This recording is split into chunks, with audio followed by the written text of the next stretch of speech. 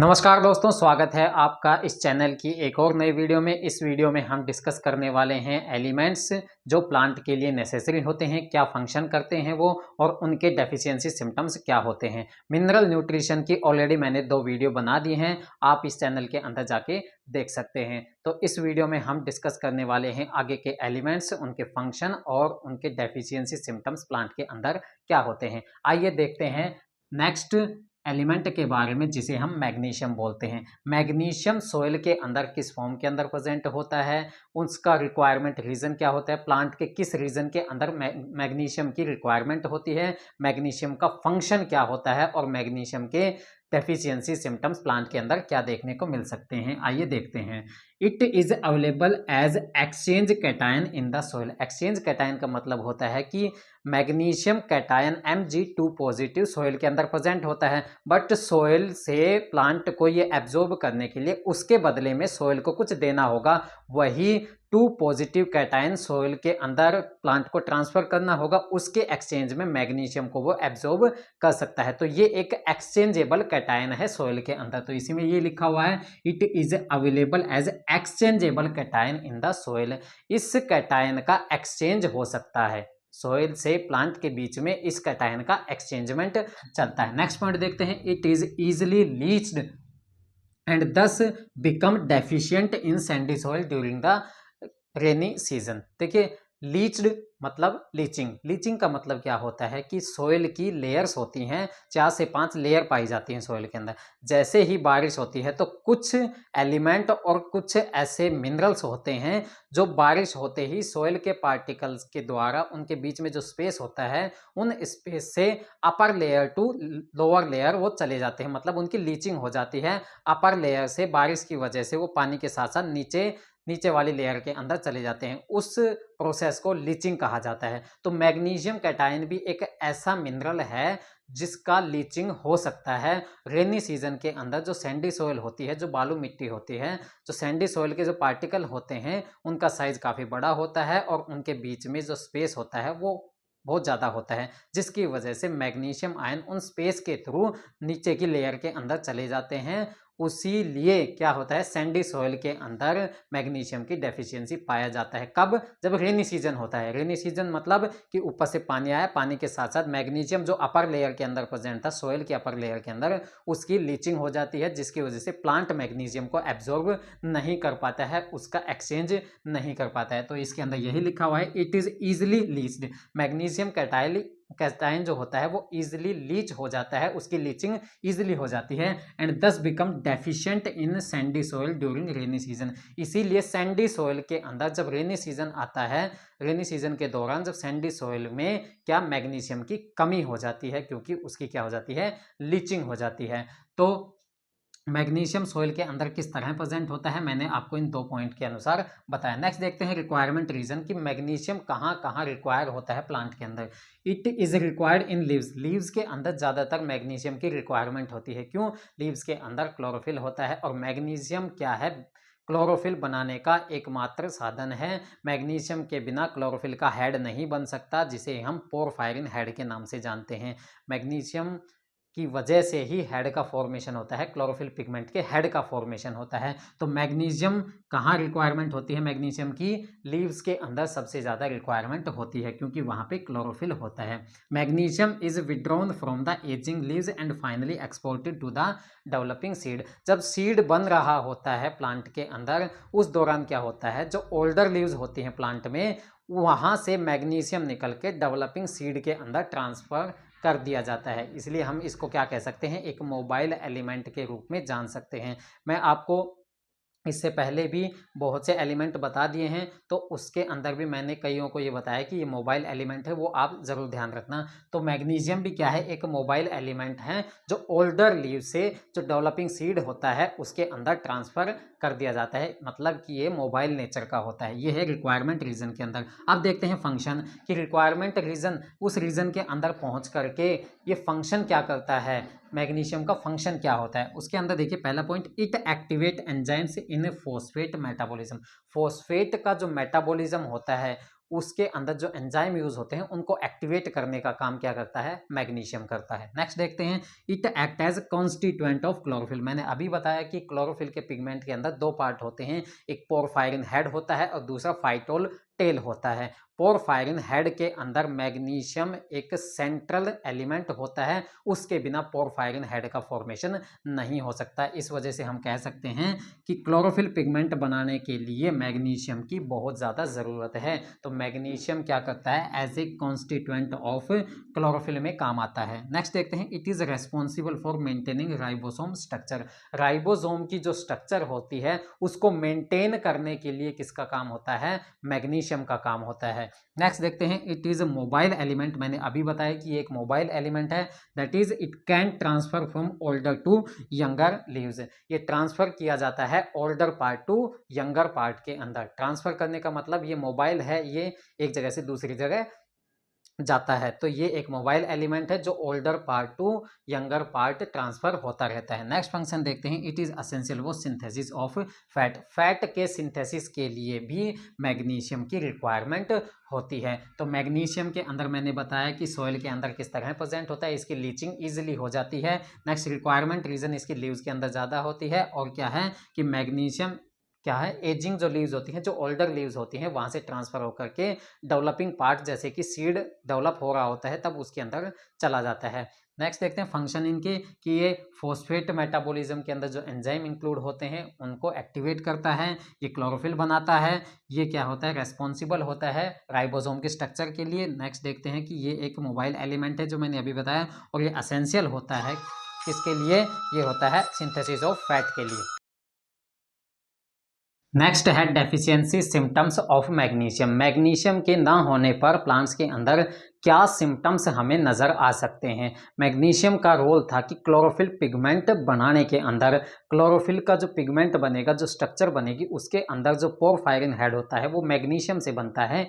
Magnesium अगर नहीं होगा तो क्लोरोफिल की स्ट्रक्चर कंप्लीट नहीं हो पाएगी, जिसकी वजह से क्लोरोफिल का जो अमाउंट है वो लीफ के अंदर कम होगा।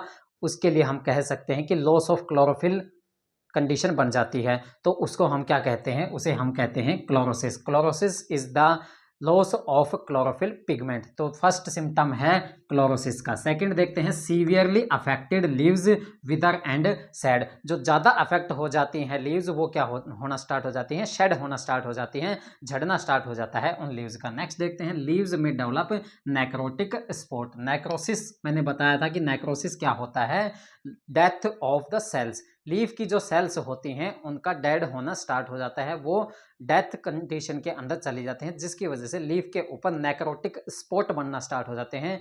जगह जगह लीफ के ऊपर जलने का निशान होने लग जाता है। इससे ऐसा लगता है कि उसके अंदर जो स्पॉट हैं, उन स्पॉट के अंदर जो सेल्स हैं वो डेड होना स्टार्ट हो गई हैं। मतलब कि जैसे कि इस तरह से लीफ होती है, इसके अंदर जगह जगह आपको नेक्रोटिक स्पॉट देखने को मिल जाएंगे। इन स्पॉट के अंदर क्या होता है कि लीफ की सेल क्या हो चुकी होती हैं, डेड कंडीशन के अंदर आ गई होती हैं। तो डेफिशिएंसी सिम्टम्स ऑफ मैग्नीशियम के अंदर 3 बताए मैंने, क्लोरोसिस, दूसरा सीवियरली अफेक्टिव लीव क्या होती हैं, शेड हो जाती हैं। नेक्स्ट था लीव्स में डेवलप नेक्रोटिक स्पॉट, लीव्स के अंदर नेक्रोटिक स्पॉट भी आपको देखने को मिल सकते हैं। नेक्स्ट एलिमेंट की बात करते हैं। अब जो एलिमेंट बात करेंगे वो एलिमेंट हैं माइक्रो एलिमेंट, माइक्रो न्यूट्रिएंट्स। इससे पहले हमने जितने भी एलिमेंट्स की बात की है वो कौन से थे, मैक्रो न्यूट्रिएंट्स थे। अब बात कर रहे हैं हम माइक्रो न्यूट्रिएंट्स के बारे में। उनके अंदर एलिमेंट आते हैं। पहला है मैंगनीज। मैंगनीज का एब्जॉर्प्शन किस तरह से होता है, मैंगनीज की रिक्वायरमेंट कहाँ होती है, मैंगनीज का फंक्शन क्या होता है, और उसके डेफिशिएंसी सिम्टम्स क्या क्या होते हैं, आइए एक एक करके देखते हैं। The oxide form of manganese are common in the soil. Manganese soil के अंदर पाई जाती है ऑक्साइड के फॉर्म के अंदर, जैसे कि आयरन पाया जाता था उसी तरह मैंगनीज भी ऑक्साइड वाले फॉर्म के अंदर ही सॉइल के अंदर प्रेजेंट होगी, बट एब्जॉर्ब की जाएगी मैंगनीज आयन की फॉर्म के अंदर। जिस तरह से आयरन की जो फॉर्म थी वो भी आयन की फॉर्म के अंदर क्या की जाती थी, एब्जॉर्ब की जाती थी सॉइल से, तो उसी तरह it is absorbed in the form of manganese ion. ये ऑक्साइड की फॉर्म के अंदर कहाँ प्रेजेंट होगी, सॉइल के अंदर प्रेजेंट होगी, बट एब्जॉर्ब की जाएगी मैंगनीज आयन की फॉर्म के अंदर, प्लांट इसको एब्जॉर्ब कर लेगा। नेक्स्ट देखते हैं, in acidic soil, acidic soil के अंदर क्या होगा, manganese is not available to plant. जितनी ज़्यादा सॉइल की एसिडिटी बढ़ेगी उतनी ज़्यादा अवेलेबिलिटी मैंगनीज की कम होती जाएगी। क्यों? क्योंकि यहाँ पे क्या होता है कि जो मैंगनीज होता है उसकी सोल्यूबिलिटी बढ़ा देता है। जो मैंगनीज होता है वो सोल्यूबिलिटी बढ़ जाती है एसिडिटी की वजह से, सोइल की एसिडिटी की वजह से, जिसकी वजह से सोइल के अंदर मैंगनीज अवेलेबल नहीं होता प्लांट के लिए। तो in acidic soil manganese is not available to plants. Acidic soil के अंदर मैंगनीज अवेलेबल नहीं होगा प्लांट के लिए, प्लांट मैंगनीज को एब्जॉर्ब नहीं कर पाएगी। अब देखते हैं रिक्वायरमेंट रीजन कि मैंगनीज कहाँ कहाँ ज़रूरत होता है, मतलब कहाँ कहाँ इसकी ज़रूरत होती है। Manganese is required in leaves and seeds, leaves और सीड के अंदर मैंगनीज की ज़्यादा रिक्वायरमेंट होती है। फंक्शन देखते हैं, इट एक्टिवेट एंजाइम, ये एंजाइम्स को एक्टिवेट करने के अंदर काम आएगा। कौन कौन से एंजाइम, कार्बोक्सिलेज एंजाइम को एक्टिवेट करेगा कौन, मैंगनीज, ऑक्सीडेज को एक्टिवेट करेगा, डिहाइड्रोजिनेज को एक्टिवेट करेगा, पेरोक्सिडेज को एक्टिवेट करेगा और काइनेजेज को एक्टिवेट करने का काम करेगा कौन, मैंगनीज। नेक्स्ट देखते हैं, it is required for formation of chlorophyll, ये भी क्या काम करेगा, क्लोरोफिल के फॉर्मेशन के अंदर हेल्प करेगा। नेक्स्ट देखते हैं, it decrease the solubility of iron by oxidation, ये प्लांट के अंदर जो आयरन प्रेजेंट होता है उसकी सोल्युबिलिटी को डिक्रीज कर देगा। मतलब कि आयरन प्लांट के अंदर सोल्यूबल फॉर्म के अंदर प्रेजेंट होगा और वो यूज होता रहेगा। अगर मैंगनीज वहां पे है तो उसकी सोल्युबिलिटी को कम कर देगा ताकि आयरन वहां पे यूज ना हो।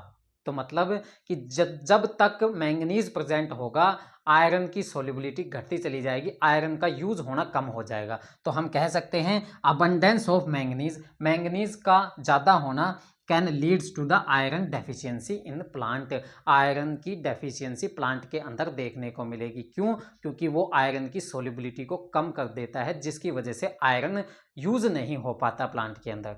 तो मैंगनीज ज़्यादा होगा तो आयरन की डेफिशिएंसी प्लांट क्या करेगा, शो करेगा। क्यों? क्योंकि उसकी सोल्युबिलिटी कम हो जाती है। अब नेक्स्ट देखेंगे मैंगनीज की डेफिशिएंसी सिम्टम्स प्लांट के अंदर क्या क्या होती है। सो डेफिशिएंसी सिम्टम्स ऑफ मैंगनीज क्या क्या होते हैं, मैंगनीज अगर ना हो तो क्या क्या हमें सिम्टम्स देखने को मिलेंगे प्लांट के अंदर। फर्स्ट है क्लोरोसिस, क्लोरोसिस क्यों? क्योंकि ये क्लोरोफिल पिगमेंट बनाने के लिए ज़रूरत होती है मैंगनीज की, इस वजह से यहाँ पे क्लोरोसिस देखने को मिलेगी। इंटरवेनल, इंटरवेनल का मतलब क्या होता है, जहाँ जहाँ लीफ में वेन्स और वेनलेट्स प्रेजेंट होती हैं सिर्फ वहीं क्लोरोसिस देखने को मिलेगी, सिर्फ वहीं आपको ग्रीन कलर नहीं मिलेगा। तो उस क्लोरोसिस को हम कहते हैं इंटरवेनल क्लोरोसिस। बाकी जो लीफ का पार्ट होगा वहां पे क्लोरोफिल पिगमेंट प्रेजेंट होगा। अगर ऐसा आपको देखने को मिले तो वो किसकी वजह से होगा, वो मैंगनीज की वजह से होगा। नेक्स्ट देखते हैं occurrence of grey spot on leaves, leave के एरिया के ऊपर ग्रे कलर के स्पॉट आपको देखने को मिलेंगे। तो उस डिजीज को हम कहेंगे grey spot disease. Grey spot disease किसकी वजह से होती है, मैंगनीज की डेफिशिएंसी की वजह से होती है। तो ये एक बहुत ही इंपॉर्टेंट पॉइंट है, ग्रे स्पॉट डिजीज। नेक्स्ट देखते हैं the root system is often poorly develop. मैंने कहा था कि मैंगनीज की ज़रूरत कहाँ कहाँ होती है, लीव्स के अंदर होती है और सीड के अंदर होती है। अगर सीड के अंदर मैंगनीज कम है तो सीड रूट को पुअरली डेवलप करेगा बट शूट को ईजिली अच्छे से डेवलप कर लेगा। तो जिस सीड के अंदर मैंगनीज की कमी है तो उस सीड से रूट का डेवलपमेंट कम होगा, पुअर डेवलपमेंट होगा। तो इस पॉइंट के अंदर लिखा हुआ है कि the root system is often poorly develop from the seed where manganese is in low amount. Molybdenum के बारे में बात करते हैं, ये ऊपर का पोर्शन हो गया मैंगनीज के बारे में। अब नेक्स्ट माइक्रोन्यूट्रिएंट देखते हैं molybdenum. It is absorbed by plant in form of molybdate ion. Soil के अंदर मोलिब्डेनम प्रेजेंट होता है, वहां से जब प्लांट उसको अपटेक करेगा, एब्जॉर्ब करेगा, तो किस फॉर्म के अंदर, किस फॉर्म में प्लांट उसको एब्जॉर्ब कर सकता है उसे हम कहते हैं मोलिब्डेट आयन। ये आयन बहुत ही इंपॉर्टेंट है, आपसे पूछा जा सकता है कि मोलिब्डेनम को किस फॉर्म से एब्जॉर्ब किया जाता है प्लांट के द्वारा, तो उसे कहते हैं molybdate ion. It also absorbed in the form of di, tri and penta oxide. तो डाई ऑक्साइड के अंदर भी उसको एब्जॉर्ब किया जा सकता है, ट्राई और पेंटा के अंदर। ये क्या है? डाई ऑक्साइड है। तो ये ट्राई भी हो सकता है, पेंटा भी हो सकता है। कुल मिला के जो मैंगनीज एब्जॉर्ब किया जाता है वो एक ऑक्साइड की फॉर्म के अंदर एब्जॉर्ब किया जाता है, और ज़्यादातर कौन सी ऑक्साइड की फॉर्म के अंदर? इस डाई फॉर्म के अंदर उसको एब्जॉर्ब किया जाता है। ये है मोलिब्डेनम के एब्जॉर्प्शन का फॉर्म। नेक्स्ट देखते हैं कि रिक्वायरमेंट रीजन, कि मोलिब्डेनम का काम कहाँ ज़रूरत है प्लांट के अंदर, कहाँ होता है इसका काम। देखते हैं, it is required all over the plant. पूरे प्लांट के अंदर मोलिब्डेनम का काम होता है, बट पर्टिकुलरली कहाँ काम होता है? रूट्स के अंदर काम होता है। और वहाँ रूट्स को मोलिब्डेनम किस फॉर्म के अंदर चाहिए? इसके अंदर चाहिए MoO3 पॉजिटिव फॉर्म के अंदर। देखिए, एब्जॉर्ब करता है MoO2 पॉजिटिव की फॉर्म के अंदर, बट रूट्स को रिक्वायरमेंट होती है काम करवाने के लिए मोलिब्डेनम को। तो मोलिब्डेनम किस फॉर्म के अंदर चाहिए रूट को? उसको चाहिए इस फॉर्म के अंदर। ये दोनों फॉर्म अलग अलग है, एब्जॉर्प्शन की फॉर्म अलग है और काम में आने वाली फॉर्म अलग अलग है, ये आप ध्यान रखना। नेक्स्ट, फंक्शन ऑफ मोलिब्डेनम क्या क्या होता है? Its most important role is in nitrate reduction and nitrogen fixation. Nitrate reduction क्या होता है? पहली बात तो आपको ये समझनी है कि नाइट्रोजन फिक्सेशन क्या होता है। हमारे एनवायरनमेंट के अंदर, एटमॉस्फेयर के अंदर नाइट्रोजन गैस प्रेजेंट है N2 की फॉर्म के अंदर। अब वो N2 form plant directly absorb नहीं कर सकता, डायरेक्टली उसका यूज नहीं कर सकता। तो प्लांट को क्या चाहिए? एक ऐसी फॉर्म चाहिए नाइट्रोजन की जिसको वो यूज कर सके, जिसको वो अपटेक कर सके। और वो अपटेक करवाने के लिए वो फॉर्म जरूरी है। नाइट्रोजन किस फॉर्म के अंदर एब्जॉर्ब किया जाता है प्लांट के द्वारा? उसे हम कहते हैं नाइट्रेट या फिर नाइट्राइट कहते हैं। अब ये दो फॉर्म प्लांट के लिए अवेलेबल कहाँ होंगी? सोइल के अंदर अवेलेबल होंगी। अब सोइल के अंदर ये फॉर्म आई कहाँ से? देखिए, कुछ बैक्टीरिया ऐसे होते हैं जैसे कि साइनोबैक्टीरिया, वो क्या करते हैं? नाइट्रोजन लेते हैं एटमॉस्फेयर से और उसको कन्वर्ट कर देते हैं इन फॉर्म के अंदर। उस प्रोसेस को कहते हैं हम नाइट्रोजन फिक्सेशन। तो नाइट्रोजन फिक्सेशन ज़्यादातर काम कौन करते हैं? बैक्टीरिया करते हैं, प्रोकैरियोट्स करते हैं, साइनोबैक्टीरिया करते हैं। तो वो प्लांट के साथ अटैच हो जाते हैं, प्लांट के साथ सिम्बायोटिक एसोसिएशन के अंदर आ जाते हैं। और वहाँ पे क्या होता है कि बैक्टीरिया एटमॉस्फेयर से नाइट्रोजन लेंगे और उसको फिक्स करके इस फॉर्म के द्वारा प्लांट को प्रोवाइड करेंगे। किस फॉर्म के अंदर? नाइट्रेट की फॉर्म के अंदर या फिर नाइट्राइट की फॉर्म के अंदर प्लांट को प्रोवाइड कर देंगे। तो प्लांट के पास नाइट्रोजन पहुंच जाएगा इन फॉर्म के अंदर। ठीक है, ये फॉर्म का नाइट्रोजन कहाँ हो जाएगा ट्रांसफर? प्लांट के अंदर हो जाएगा। अब प्लांट के अंदर जब ये नाइट्रोजन का फॉर्म पहुंच जाएगा तो इस नाइट्रेट को इसके अंदर कन्वर्ट करने के लिए किसकी ज़रूरत होगी? एक एंजाइम की होगी जिसे हम बोलते हैं नाइट्रेट रिडक्टेज। नाइट्रेट रिडक्टेज के लिए, उसका एक्टिवेशन के लिए ज़रूरी क्या होगा? मोलिब्डेनम ज़रूरी होगा। मोलिब्डेनम के बिना यहाँ जो एंजाइम यूज़ हो रहा है जिसे हम बोल रहे हैं नाइट्रेट रिडक्टेज बोल रहे हैं हम उसे, नाइट्रेट रिडक्टेज। नाइट्रेट रिडक्टेज क्या करेगा? नाइट्रेट का रिडक्शन करेगा, किसके अंदर कन्वर्ट कर देगा? नाइट्राइट के अंदर कन्वर्ट कर देगा। अब ये नाइट्राइट किसके अंदर कन्वर्ट हो जाएगा? ये अमोनियम के अंदर कन्वर्ट हो जाएगा। और ये अमोनियम कहाँ काम आएगा? ये अमीनो एसिड बनाने के अंदर काम लिया जाएगा प्लांट के द्वारा। ठीक है, तो इस फॉर्म को इसके अंदर कन्वर्ट करने के लिए एक एंजाइम की जरूरत होती है जिसे हम बोलते हैं नाइट्रेट रिडक्टेज। इस एंजाइम को एक्टिवेट करने के लिए किसकी जरूरत होती है? मोलिब्डेनम की जरूरत होती है। तो यहाँ पे हम कह सकते हैं its most important role is in nitrate reduction. इस प्रोसेस को हम क्या बोलते हैं? नाइट्रेट रिडक्शन बोलते हैं, जिसके लिए ज़रूरत होती है हमें मोलिब्डेनम की। And nitrogen fixation. Nitrogen fixation का मतलब है कि नाइट्रोजन को फिक्स करना। अब नाइट्रोजन को फिक्स करने का काम किसका है? बैक्टीरियाज का है। और बैक्टीरियाज को भी किसकी ज़रूरत होती है? मोलिब्डेनम की ज़रूरत होती है। ठीक है, नेक्स्ट देखते हैं, it activates the enzyme of nitrogen metabolism. जो मैंने यहाँ पे आपको बताया, ये एक लाइन है जो ये बताती है कि नाइट्रोजन के अंदर जो मेटाबॉलिज्म होता है उसके अंदर हेल्प करता है मोलिब्डेनम। तो मोलिब्डेनम का काम कहाँ होगा? नाइट्रोजन के मेटाबॉलिज्म से रिलेट करेगा इसका काम। ठीक है, नेक्स्ट देखते हैं डेफिशिएंसी सिम्टम्स। अगर मोलिबिडिनम ना हो तो उसके क्या क्या सिम्टम्स हमें प्लांट के अंदर देखने को मिलेंगे। फर्स्ट देखते हैं स्लाइटली रिटार्डेशन ऑफ ग्रोथ।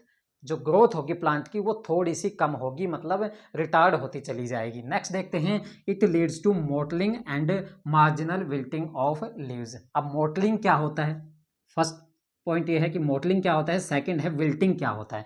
ये दो टर्म है, आप समझिए। मोटलिंग होता है लीफ के ऊपर या फिर प्लांट के किसी पार्ट के ऊपर जब कलर्ड स्पॉट पाए जाएं, पैचेस पाए जाएं, उस कंडीशन को हम कहते हैं मोटलिंग।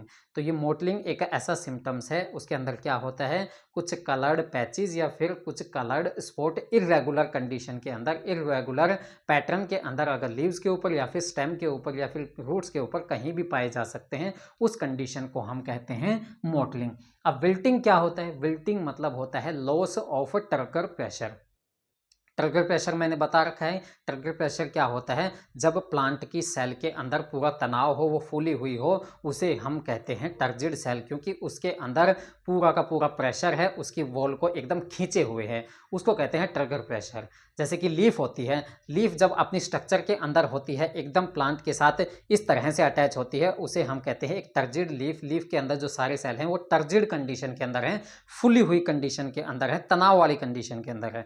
जब अगर उसके अंदर टर्गर प्रेशर कम हो जाए, देखिए बलून होता है, बलून के अंदर हवा भरते हैं तो जो अपनी एयर जाती है बलून के अंदर, तो वो क्या करती है, बलून के वॉल के ऊपर प्रेशर क्रिएट करती है, जिसकी वजह से बलून के अंदर क्या आ जाता है, तनाव आ जाता है।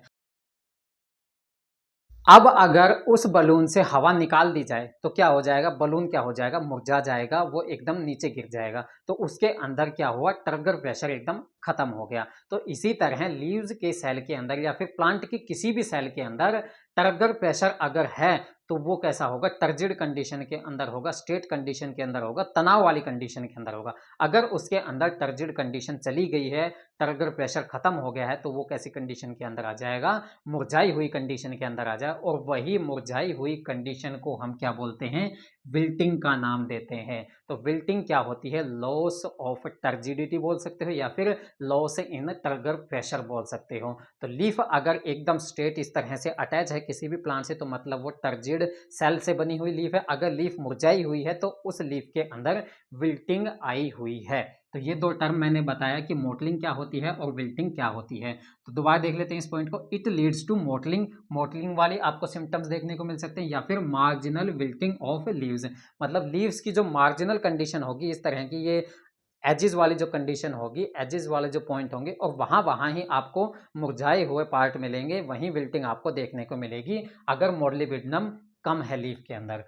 Producing disease yellow spot of citrus fruit, mottling की वजह से एक डिजीज होती है, मोटलिंग कंडीशन जहां दिख जाएगी वो एक डिजीज होती है, उसको कहते हैं येलो स्पॉट। ये ज़्यादातर कहाँ, सिट्रस फ्रूट के अंदर देखने को मिलेंगे, उसको हम कहते हैं येलो स्पॉट डिजीज। वो किसकी वजह से होता है, मोलिबिडिनम की वजह से भी हो सकता है, और दूसरा किसकी वजह से, जिंक की वजह से भी हो सकता है। अभी हम क्या देख रहे हैं, मोलिबिडिनम की वजह से येलो स्पॉट सिट्रस फ्रूट के अंदर देखने को मिल सकता है। वो किसकी वजह से होता है, मोटलिंग कंडीशन आने की वजह से ही होता है। किसकी वजह से, मोटलिंग की कमी की वजह से। नेक्स्ट देखते हैं विपटेल। विपटेल नाम की भी एक डिजीज होती है जो किसकी वजह से होती है, मोलिबिडिनम की डेफिशिएंसी की वजह से होती है। उसके अंदर क्या होता है, whiptail is deficiency disease of cabbages and related plant. जो कैबेज, जो हम सब्जी देखते हैं, कैबेज होते हैं, उन प्लांट्स के अंदर ज़्यादातर ये विपटेल टाइप की डिजीज देखने को मिलेगी। वेयर यंग लीव्स, जो यंग लीव्स होंगी वो डिस्टोर्टेड होंगी, मतलब उनकी कोई पर्टिकुलर शेप नहीं होगी, उनकी शेप बिगड़ चुकी होगी। नेक्स्ट, किस तरह बिगड़ेगी, हैविंग ए लॉन्ग मिडरिब, जो मिडरिब होगी, जो बीच वाली जो वेन होती है बड़ी वाली, वो क्या होती है, लॉन्ग हो जाती है, लंबी हो जाती है। और उसका जो ब्लेड है, वो जो लैमिना है, लीफ का लैमिना है, वो कैसा हो जाता है, नैरो हो जाता है। देखिए यहाँ पे क्या हो गई, मिडरिब जो है वो लंबी हो गई, और उसके साइड वाला जो एरिया है ना वो सिकुड़ जाता है, वो पतला हो जाता है। और उस कंडीशन में आई हुई डिजीज को हम क्या बोलते हैं, विपटेल टाइप ऑफ डिजीज। तो whiptail is deficiency disease, deficiency किसकी वजह से, मोलिबिडिनम की वजह से, of cabbages and related plants where young leaves are distorted. जो यंग लीव्स होती हैं उनकी शेप बिगड़ चुकी होती है, किस वजह से बिगड़ती है, having a long midrib. Long midrib क्या होती है, लॉन्ग हो जाती है, and narrow leaf lamina. Leaf lamina या फिर जो लीफ ब्लेड होता है वो क्या हो जाता है, नैरो हो जाता है, कम एरिया हो जाता है उसका। तो ये हैं function of molybdenum and deficiency symptoms of molybdenum. Next micronutrient की बात करते हैं, दैट इज बोरोन। अब बोरोन क्या है, बोरोन किस फॉर्म में प्लांट के द्वारा एब्जॉर्ब किया जाएगा, या फिर प्लांट के द्वारा जो फॉर्म एब्जॉर्ब नहीं की जाती बोरोन की, जो सोइल के अंदर ही प्रेजेंट होती है, वो कौन सी फॉर्म है देखते हैं। It is available to plant in form of BO3 negative या फिर B3O7 नेगेटिव। ये दो फॉर्म ऐसी है जो प्लांट एब्जॉर्ब कर सकता है, प्लांट अपटेक कर सकता है। नेक्स्ट देखते हैं, it is present in form of. Boron soil के अंदर किस फॉर्म के अंदर प्रेजेंट होता है, that is boric acid H3BO3। Next, या फिर बोरोन का साल्ट वहां प्रेजेंट हो सकता है सोइल में, कैल्शियम एंड मैग्नीशियम बोरेट्स। तो मैंने ये दो फॉर्म बताई कि कौन सी फॉर्म सोइल के अंदर प्रेजेंट होती है और कौन सी फॉर्म है जो प्लांट अपटेक करता है सोइल से। तो नेक्स्ट देखते हैं इसका रिक्वायरमेंट रीजन, बोरोन का काम कहाँ कहाँ हो सकता है। Plant requires boron in leaves and seeds. Leaf and seed ये दो ही ऐसे पार्ट हैं जहां बोरोन का काम होता है। देखते हैं क्या काम होता है, फंक्शन क्या है। It required for uptake and utilisation of calcium. Calcium का अपटेक करना हो या फिर कैल्शियम का यूज होना होता है तो उसके लिए जरूरत होती है बोरोन की। बोरोन के बिना ना तो कैल्शियम को अपटेक किया जाएगा, एब्जॉर्ब किया जाएगा, ना ही कैल्शियम का काम किया जाएगा। कैल्शियम कोई काम कर सकता है बिना बोरोन के। तो बोरोन का फंक्शन पहला क्या है, it is required for uptake and utilisation of calcium. Next देखते हैं पोलन जर्मिनेशन। पोलन कहाँ जर्मिनेट होते हैं, वो होते हैं गाइनोसियम या फिर कार्पल की स्टिग्मा के ऊपर। स्टिग्मा के ऊपर जब पोलन आ जाते हैं तो वो जर्मिनेट करना स्टार्ट करते हैं स्टिग्मा के ऊपर, जिसके लिए बोरोन की आवश्यकता होती है। तो बोरोन अगर नहीं होगा तो पोलन जर्मिनेशन नहीं होगा। नेक्स्ट देखते हैं इसका फंक्शन, सेल डिफरेंशिएशन। सेल जब डिवाइड होकर के एक अपना अलग फंक्शन परफॉर्म करने लग जाती है तो उस प्रोसेस को हम सेल डिफरेंशिएशन कहते हैं। तो वो डिफरेंशिएशन की प्रोसेस भी बोरोन के बिना नहीं हो सकती। तो हम कह सकते हैं boron is required for sale differentiation and carbohydrate translocation. Carbohydrate translocation का मतलब क्या होता है कि एक लोकेशन से दूसरी लोकेशन में जाना, that is called translocation. Movement is called translocation. एक लोकेशन से दूसरी लोकेशन के ऊपर मूवमेंट करना, this process is called translocation. तो कार्बोहाइड्रेट का अगर ट्रांसलोकेशन होना होता है तो वहां पे बोरोन की जरूरत पड़ती है। तो इसके फंक्शन क्या बताए, it is required for uptake and utilisation of calcium. Next pollen germination में काम आता है, सेल डिफरेंशिएशन के अंदर काम आता है, या फिर कार्बोहाइड्रेट ट्रांसलोकेशन के अंदर काम आता है। नेक्स्ट और क्या क्या काम होते हैं, it plays role in nitrogen hormones and fat metabolism. Nitrogen का मेटाबॉलिज्म करवाने के लिए भी बोरोन की आवश्यकता होती है, फैट का मेटाबॉलिज्म करवाने के लिए भी बोरोन की आवश्यकता होती है, और हार्मोन्स का मेटाबॉलिज्म के लिए भी बोरोन की ज़रूरत पड़ती रहती है। तो बोरोन के फंक्शन मैंने ये बताए कि कैल्शियम का यूटिलाइजेशन अपटेक करवाता है, pollen germination, cell differentiation, carbohydrate translocation, या फिर मेटाबॉलिज्म किस किस का करवाता है, नाइट्रोजन का, हार्मोन्स का और फैट का मेटाबॉलिज्म बोरोन के द्वारा करवाया जाता है। बोरोन के द्वारा कैसे करवाया जाता है, देखो ये जो एलिमेंट मैं बता रहा हूँ मेटाबॉलिज्म के अंदर हेल्प करते हैं, ये क्या करते हैं, एक्चुअली ये एंजाइम्स को एक्टिवेट करते हैं जो उसके मेटाबॉलिज्म में काम आते हैं। ये कभी डायरेक्टली मेटाबॉलिज्म के अंदर यूज नहीं होंगे, ये एज ए कोएंजाइम यूज होंगे। कोएंजाइम मतलब एंजाइम्स को एक्टिवेट करने के लिए जो जरूरत होती है उसे हम कोएंजाइम बोलते हैं। तो उसके फॉर्म के अंदर ये यूज होते हैं। तो इनके मेटाबॉलिज्म के अंदर जो एंजाइम यूज हो रहे हैं उन एंजाइम को बोरोन क्या करेगा, एक्टिवेट करेगा। सारे एंजाइम नहीं, कुछ कुछ एंजाइम होते हैं उनको बोरोन एक्टिवेट करेगा, जिसकी वजह से इनका मेटाबॉलिज्म कंप्लीट होता है। तो जहां भी मैं मेटाबॉलिज्म का काम बता रहा हूं, मेटाबॉलिज्म जहां हो रहा है वो क्या होता है, वो जो एलिमेंट होता है उस मेटाबॉलिज्म के एंजाइम्स को एक्टिवेट करने का काम करता है। नेक्स्ट देखते हैं डेफिशिएंसी सिम्टम्स। बोरोन अगर ना हो प्लांट के अंदर तो क्या क्या सिम्टम्स हमें देखने को मिलेंगे। फर्स्ट है, it cause brown heart disease in beetroot. Beetroot जो होते हैं उनके अंदर एक डिजीज होती है जिसे ब्राउन हार्ट डिजीज बोलते हैं। वो किसकी डेफिशिएंसी के अंदर होता है? वो होता है बोरोन की डेफिशिएंसी के अंदर होता है। तो ये डिजीज भी आप ध्यान रखना, ब्राउन हार्ट डिजीज ये किसके अंदर होती है? बीटरूट के अंदर होती है। वो किसकी वजह से होती है? वो बोरोन की डेफिशिएंसी की वजह से ही होती है। नेक्स्ट देखते हैं डार्कनिंग ऑफ टिश्यूज। टिश्यूज का जो कलर होगा वो डार्क कलर होता चला जाएगा बोरोन की डेफिशिएंसी के अंदर। नेक्स्ट देखते हैं hypertrophy followed by death of shoot apex. Hypertrophy का मतलब क्या होता है? नेक्स्ट लेवल की ग्रोथ। ग्रोथ का मतलब एक्स्ट्रा ग्रोथ कह सकते हैं। हाइपर का मतलब ज्यादा, ट्रोफी का मतलब होता है ग्रोथ। मतलब शूट अपेक्स के अंदर जब ग्रोथ लेवल ज्यादा हो जाएगी, जब शूट अपेक्स का साइज ज्यादा बढ़ जाएगा, उसे हम कहते हैं हाइपरट्रोफी। हाइपरट्रोफी होगी उसके बाद क्या हो जाएगा? शूट अपेक्स की क्या हो जाएगी? डेथ हो जाएगी। किसकी अब्सेंस के अंदर? बोरोन की अब्सेंस के अंदर। जब बोरोन नहीं होगा तो शूट अपेक्स की हाइट ज्यादा बढ़ जाएगी, लेंथ ज्यादा बढ़ जाएगी, जिसकी वजह से क्या हो जाएगा? शूट अपेक्स डेड हो जाएगा। नेक्स्ट देखते हैं leaf curl and brittle. Leaf क्या हो जाएंगी? कर्लिंग नेचर के अंदर हो जाएंगी, कर्ल हो जाएंगी, और वो क्या हो जाएंगी? थोड़ी सी नाजुक कंडीशन के अंदर चली जाएंगी, वीक कंडीशन के अंदर चली जाएंगी। That is leaf curling and brittleness. Next देखते हैं रूट्स टर्न शॉर्ट। रूट्स कैसी हो जाएंगी? छोटी हो जाएंगी, शॉर्ट हो जाएंगी। Early fall of flowers and fruits. Flower जो हैं और फ्रूट्स जो हैं वो मैच्योर होने से पहले ही फॉल हो जाएंगे। ये 5-6 मैंने डेफिशिएंसी सिम्टम्स मैंने बताए जो बोरोन के हैं, आप ध्यान रखना। दोबारा से बता देता हूँ कि बोरोन किस फॉर्म के अंदर सॉइल के द्वारा अपटेक किया जाता है प्लांट से, और किस फॉर्म के अंदर वो कहाँ होता है? सॉइल के अंदर प्रेजेंट होता है। रिक्वायरमेंट रीजन उसका लीफ और सीड होता है। फंक्शन इसके क्या क्या होते हैं ये अभी मैंने बताए, और डेफिशिएंसी सिम्टम्स आपके सामने हैं। नेक्स्ट एलिमेंट की बात करते हैं कॉपर। कॉपर सॉइल में किस फॉर्म के अंदर प्रेजेंट होता है देखते हैं। It is present in A small quantity in soil. Soil में बहुत ही कम मात्रा पाई जाती है कॉपर की। अगर पाई भी जाती है तो वो प्लांट किस फॉर्म के अंदर उसको एब्जॉर्ब करेगा? The bivalent copper cation, Cu2 positive जो फॉर्म होती है कॉपर की, वो प्लांट के लिए अवेलेबल होती है। प्लांट Cu2 पॉजिटिव को इजीली अपटेक कर पाएगा इन एक्सचेंजेबल फॉर्म। एक्सचेंजेबल फॉर्म मैंने बताई थी कि एक्सचेंजेबल फॉर्म क्या होती है कि प्लांट जब कॉपर को अपटेक करेगा तो उसके बदले में एक कैटायन को वहां से रिलीज कर देगा सॉइल के अंदर। That is exchangeable form. Requirement reason क्या होती है? कॉपर प्लांट के अंदर कहाँ कहाँ काम आता है? It is required by plant for all the parts. Plant के हर एक पार्ट में कॉपर की रिक्वायरमेंट होती है, कॉपर की जरूरत होती है। तो अगर जरूरत है हर कहीं तो उसका काम क्या है? फंक्शन देख लेते हैं। It activates many enzymes.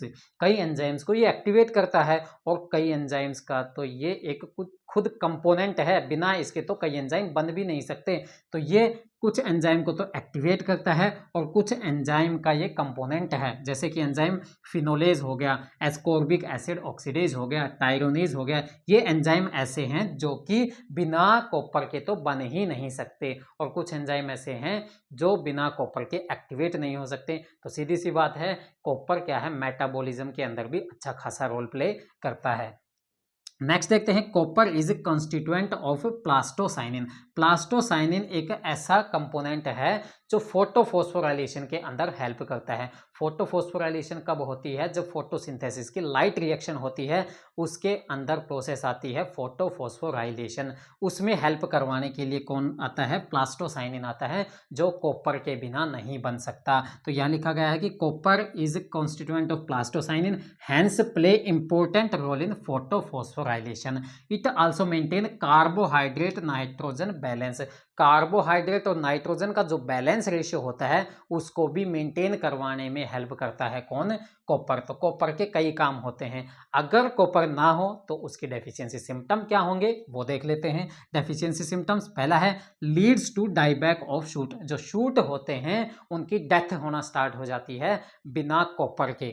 Next देखते हैं carbon dioxide absorption is decrease. अगर कॉपर नहीं होगा तो कार्बन डाइऑक्साइड का एब्जॉर्प्शन कम हो जाएगा। अगर कार्बन डाइऑक्साइड का एब्जॉर्प्शन कम होगा तो सीधी सी बात है फोटोसिंथेसिस अफेक्ट होगी। फोटोसिंथेसिस नहीं होगी तो हमारे पास कार्बोहाइड्रेट या फिर कोई भी एनर्जी का सोर्स नहीं बन पाएगा। एनर्जी का सोर्स नहीं बनेगा तो प्लांट क्या हो जाएगा? वीक कंडीशन के अंदर आ जाएगा। तो कार्बन डाइऑक्साइड एब्जॉर्ब नहीं हो पाती है, कम हो जाता है उसका absorption in the absence of copper. Next देखते हैं distortion of leaf, distortion and chlorosis of leaf. Distortion का मतलब क्या होता है कि लीफ की शेप का बिगड़ जाना। पहले तो लीफ की शेप बिगड़ जाएगी, फिर उसके बाद उसके अंदर क्लोरोसिस होना स्टार्ट हो जाएगी, फिर एट लास्ट जो लीफ होगी उसका नेक्रोसिस हो जाएगा, लीफ की डेथ हो जाएगी। तो ये फॉलो होता है distortion and chlorosis of leaf followed by necrosis. तो लीफ के अंदर पहले क्या होगा, उसकी शेप बिगड़ेगी, उसके बाद उसके अंदर क्लोरोसिस होगा, क्लोरोफिल पिगमेंट का लॉस होगा, फिर उसके बाद धीरे धीरे उनके जो सेल्स प्रेजेंट होते हैं लीफ की वो डेथ हो जाएंगी, उनका डेथ हो जाएगी और क्या हो जाएगी, लीफ एकदम खत्म हो जाएगी, डेथ वाली कंडीशन में आ जाएगी। नेक्स्ट देखते हैं कोज एक्जेंथीमा। अब ये एक्जेंथीमा क्या है? एक्जेंथीमा एक ऐसी प्रोसेस है जब ट्रीज जो होते हैं गम्स का प्रोडक्शन करना स्टार्ट कर देते हैं।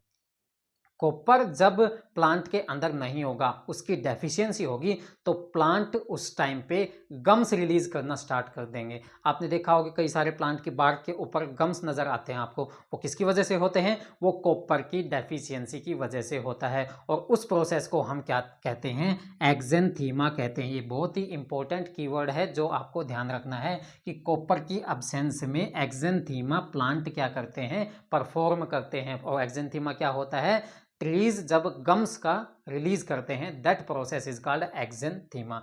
तो कॉपर के बारे में मैंने बताया कि उसके फंक्शन क्या होते हैं और डेफिशिएंसी सिम्टम्स क्या क्या होते हैं। नेक्स्ट माइक्रोन्यूट्रिएंट है जिंक। अब जिंक के बारे में देखते हैं।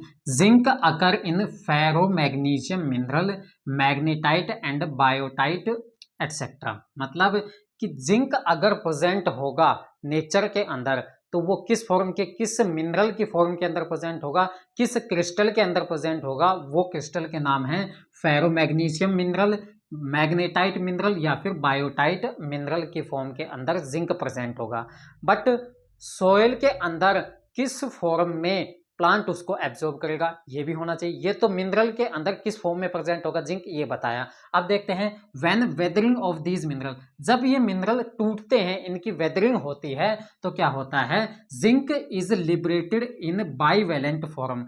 उसमें से, उस मिनरल में से जब वो मिनरल टूटते हैं, कौन कौन से मिनरल? फेरोमैग्नीशियम मिनरल, मैग्नेटाइट और बायोटाइट मिनरल की जब वेदरिंग होती है, जब वो टूटते हैं तो उसमें से जिंक निकलता है। जिंक किस फॉर्म में निकलता है? बाइवेलेंट फॉर्म में, जिसे हम Zn2 पॉजिटिव फॉर्म बोलते हैं। Which can absorb by plant, जिसको प्लांट इजिली एब्जॉर्ब कर सकता है, अपटेक कर सकता है। इंक्रीज इन एसिडिटी, जैसे ही सोइल की एसिडिटी बढ़ती है, decrease availability of zinc. Acidic soil के अंदर हमें जिंक का एब्जॉर्प्शन देखने को नहीं मिलेगा, जिंक की अवेलेबिलिटी बहुत कम हो जाएगी, प्लांट एसिडिक सोइल से जिंक को एब्जॉर्ब नहीं कर पाएगा। तो यह है जिंक के बारे में कि जिंक किस तरह से नेचर में सोइल में प्रेजेंट होता है, प्लांट किस तरह से उसको अपटेक कर सकता है। नेक्स्ट देखते हैं रिक्वायरमेंट रीजन क्या है। It is required everywhere in plant. Plant के हर एक पार्ट के अंदर जिंक की रिक्वायरमेंट होती है। अगर इसकी हर जगह रिक्वायरमेंट है तो इसके फंक्शन देख लेते हैं, ऐसा क्या काम करता है। एक्टिवेट मैनी एंजाइम्स, कई एंजाइम्स को एक्टिवेट करेगा, मतलब इसका मेटाबॉलिज्म के अंदर भी काम होगा। स्पेशली कार्बोक्सिलेज, कार्बोक्सिलेज जो एंजाइम होते हैं उनको एक्टिवेट करने का काम कौन करेगा? जिंक करेगा। A part of carbonic anhydrase, carbonic anhydrase एक कॉम्प्लेक्स एंजाइम है जिसके एक पार्ट को बनाने के अंदर जिंक का काम होगा, उसको एक्टिवेट करने का काम जिंक का होगा। वेरियस डिहाइड्रोजिनेजेस, कई डिहाइड्रोजिनेज एंजाइम ऐसे होंगे जो किसकी वजह से एक्टिवेट होंगे? जिंक की वजह से एक्टिवेट होंगे।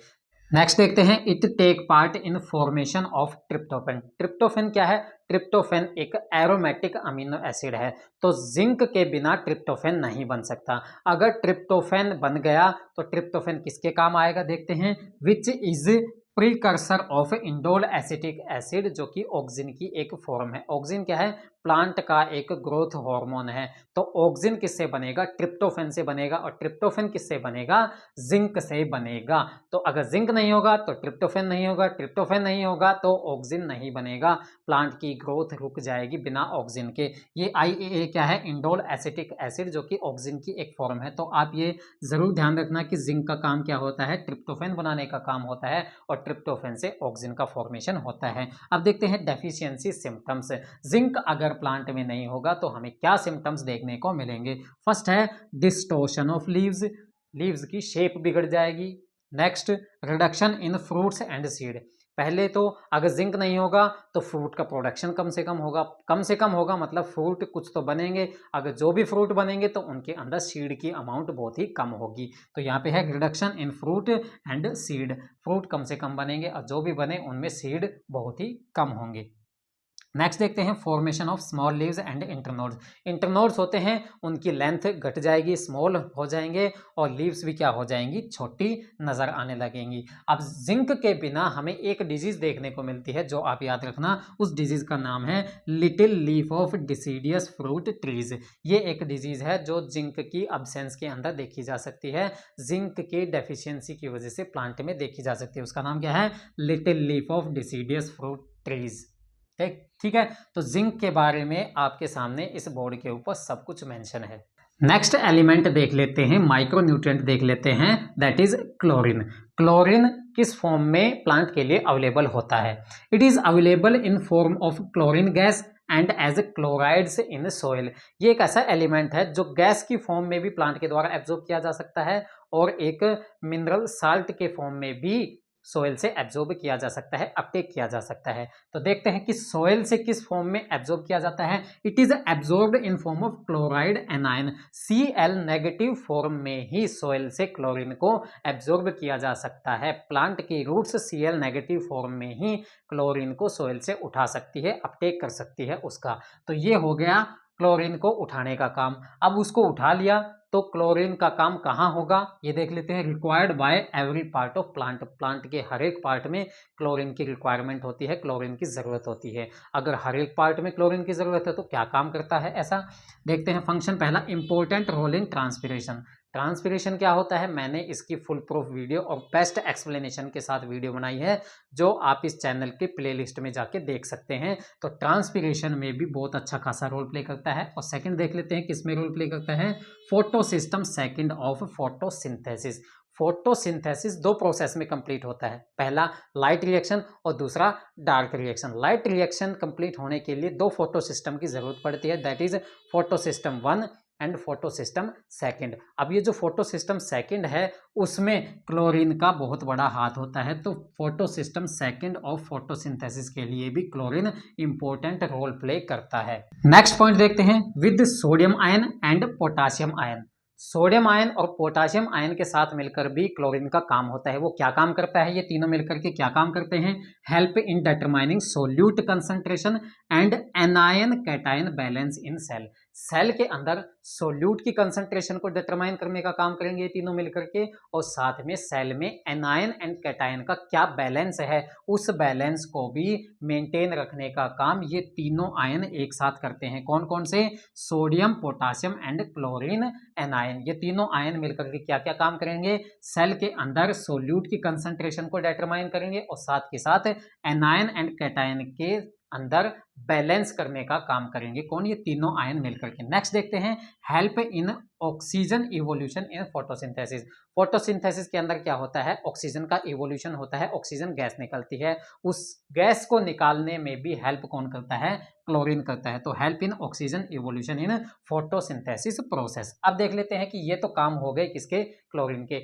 इन काम का अगर नहीं होगा, ये काम अगर नहीं होंगे तो क्या डेफिशिएंसी सिम्टम देखने को मिलेंगे। डेफिशिएंसी सिम्टम देखते हैं, affect the process of photosynthesis. सीधी सी बात है, अगर फोटोसिंथेसिस में रोल प्ले कर रहा है तो फोटोसिंथेसिस की प्रोसेस क्या होगी, अफेक्ट होगी। नेक्स्ट देखते हैं, appearance of wilted leaves. Wilting क्या होती है, मैंने आपको बताया था लास्ट स्लाइड के अंदर कि विल्टिंग लीव्स हमें इसके अंदर देखने को मिल सकती है। अगर क्लोरीन नहीं है तो विल्टिंग भी हो सकती है उनकी लीव्स के अंदर। और रूट्स बिकम शॉर्ट, रूट्स क्या हो सकती हैं, छोटे साइज की हमें देखने को मिल सकती हैं जब क्लोरीन एक प्रॉपर अमाउंट में प्लांट में नहीं होगा। तो क्या क्या हो सकता है, फोटोसिंथेसिस की प्रोसेस अफेक्ट होगी, विल्टेड लीफ हमें देखने को मिल सकती है और साथ ही साथ रूट्स भी क्या हो सकती हैं, शॉर्ट हो सकती हैं। तो ये सब था क्लोरीन के बारे में। तो आज इस वीडियो में हमने जितने इंपॉर्टेंट एलिमेंट हो सकते हैं सारे के सारे हमने देख लिए। अब जितने भी एलिमेंट हैं, मैक्रो न्यूट्रिएंट के एलिमेंट हों चाहे माइक्रो न्यूट्रिएंट के एलिमेंट हों, वो सारे हमने इन 3 वीडियोज़ के अंदर कंप्लीट किए हैं, जो आपको इस चैनल की प्लेलिस्ट में मिल जाएगा। आपका बहुत-बहुत धन्यवाद जो आपने इस वीडियो को पूरा देखा। इसका मतलब आपको ये वीडियो पसंद आ रही है, समझ में आ रहा है कंटेंट। तो अगर आपको ये कंटेंट समझ में आ रहा है तो इसका एक कमेंट लिखिए कि आपको कितना समझ में आ रहा है, इसके अंदर क्या चेंजेस होने चाहिए। आपके इस कमेंट का मैं बिल्कुल इंतज़ार करूँगा।